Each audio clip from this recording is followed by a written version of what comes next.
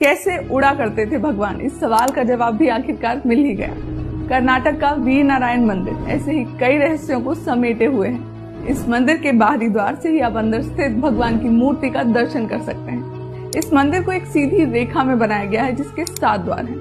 साथ ही एक स्तंभ परिसर के बाहर खड़ा है। सवाल ये है कि ऐसी वास्तुकला की आवश्यकता क्यों थी, आखिर इसका क्या रहस्य है। तो जब हमने पुजारी जी से पूछा तो उन्होंने बताया कि हर साल 23 मार्च को सूर्य की किरणें 7 दरवाजे चीर कर वीर नारायण मूर्ति के नाखूनों पर पड़ती हैं। मंदिर परिसर के बीच में स्थित खंबा इस बात का ध्यान रखता है कि धूप वीर नारायण के मुख पर ना पड़े।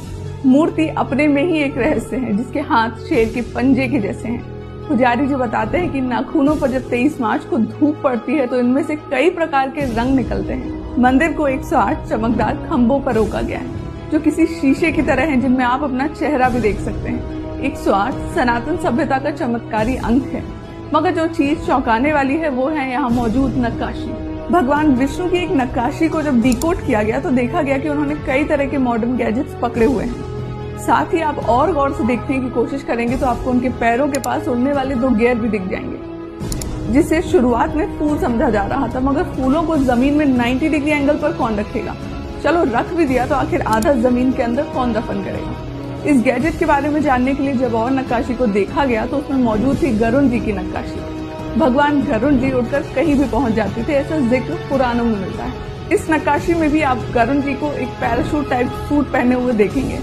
साथ ही वो फूलनुमा आकृति आपको उनके बगल में दिखाई दे जाएगी, जिसे देखकर आपका डाउट क्लियर हो जाएगा कि असल में ये फूल नहीं था बल्कि ये एक मशीन है।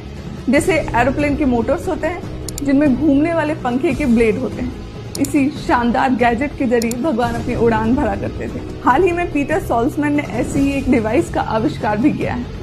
इतना ही नहीं, एक नक्काशी में भगवान के पैरों को सुरक्षा यंत्र से कंट्रोल किया गया है, जिन्हें आज के वक्त में फुट होल कहा जाता है, जो उड़ते वक्त यात्री को बेहतर नियंत्रण बनाने में मदद करता है। इसके अलावा एक और नक्काशी में भगवान के हाथ में एक अस्त्र दिखाया गया है जिसे अग्नि अस्त्र कहा जाता है। नक्काशी में इस अस्त्र से अग्नि निकलते हुए दर्शाया गया है। मगर मजेदार बात तो यह है कि विश्व युद्ध के दौरान सैनिकों ने फ्लेम थ्रोअर का इस्तेमाल किया था दुश्मनों को जलाने के लिए, जिसकी बनावट इससे मिलती जुलती है। ऐसे में सवाल ये उठता है कि क्या सच में प्राचीन समय में हमारे भगवानों के पास इतनी शानदार टेक्नोलॉजी थी, और अगर थी तो कैसे। आपका क्या मानना है इस बात को लेकर मुझे कमेंट सेक्शन में जरूर बताएं। साथ ही वीडियो को लाइक और मुझे फॉलो करना ना भूलें ऐसी ही मजेदार जानकारी के लिए।